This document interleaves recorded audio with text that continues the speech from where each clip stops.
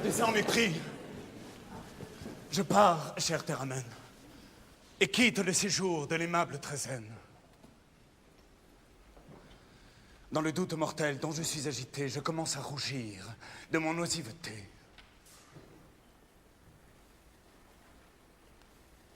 Depuis plus de 6 mois, éloigné de mon père, j'ignore le destin d'une tête si chère.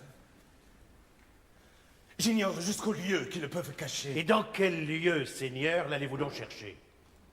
Déjà, pour satisfaire à votre juste crainte, j'ai couru les 2 mers que sépare Corinthe. J'ai demandé Thésée au peuple de ces bords où l'on voit l'Achéron se perdre chez les morts. J'ai visité les Lydes et laissant le Ténare, passé jusqu'à la mer qui vit tomber Icare.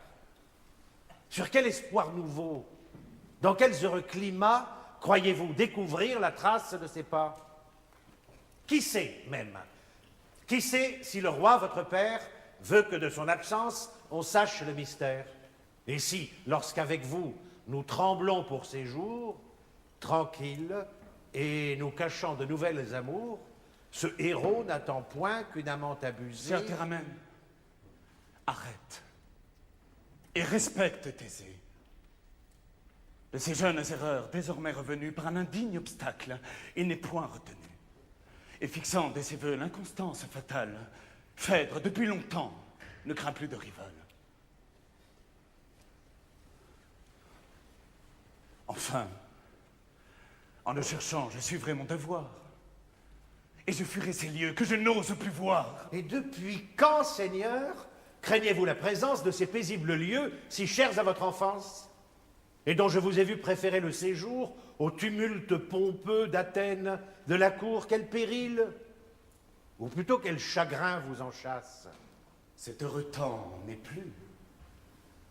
Tout a changé de face. Depuis que sur ces bords, les dieux ont envoyé la fille de Minos et de Pasiphae. J'entends. De vos douleurs, la cause m'est connue. Phèdre ici vous chagrine et blesse votre vue. Dangereuse marâtre, à peine elle vous vit que votre exil d'abord signala son crédit. Mais sa haine sur vous, autrefois attachée, ou s'est évanouie, ou s'est bien relâchée. Et d'ailleurs, quel péril vous peut faire courir une femme mourante et qui cherche à mourir? Phèdre, atteinte d'un mal qu'elle s'obstine à taire, lasse enfin d'elle-même et du jour qui l'éclaire, peut-elle contre vous former quelque dessein? Sa vaine inimitié n'est pas ce que je crains. Hippolyte, en partant, fuit une autre ennemie. Je fuis, je l'avouerai. Cette jeune Aricie reste d'un sang fatal conjuré contre nous. Quoi? Vous-même, Seigneur, la persécutez-vous? Jamais l'aimable sœur des cruelles Palantides trempa-t-elle au complot de ses frères perfides? Et devez-vous haïr ces innocents appâts? Si je la haïssais, je ne la fuirais pas.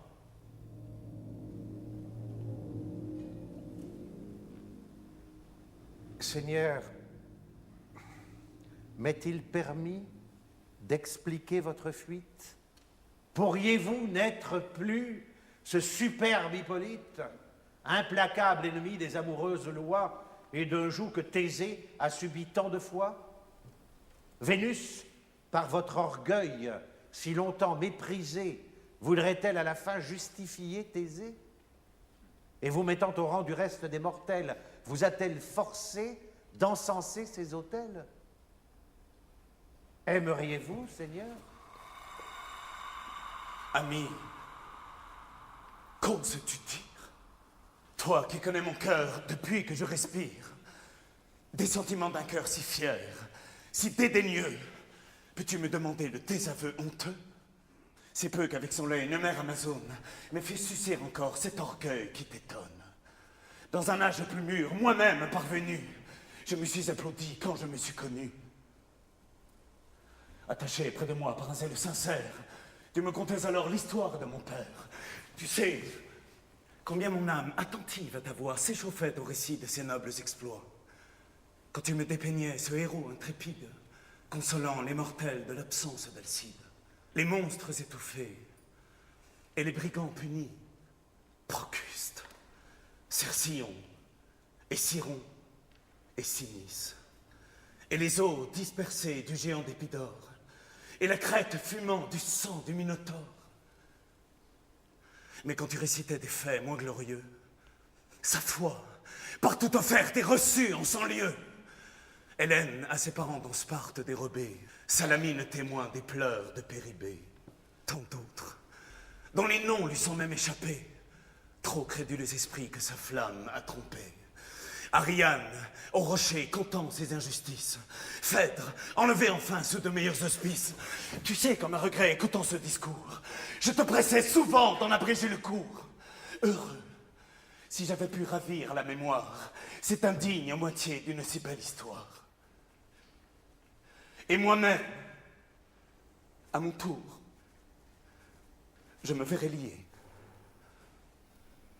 Et les dieux jusque-là m'auraient humilié.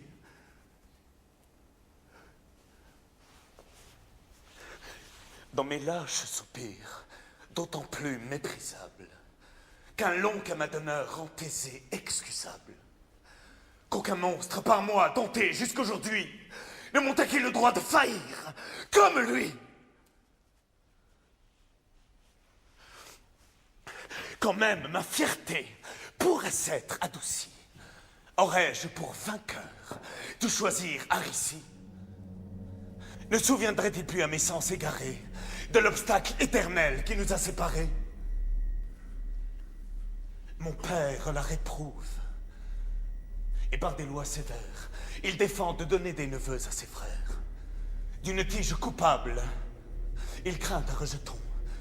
Il veut avec leur sœur ensevelir leur nom, et que jusqu'au tombeau, soumise à cette tutelle, jamais les feux d'hymen ne s'allument pour elle.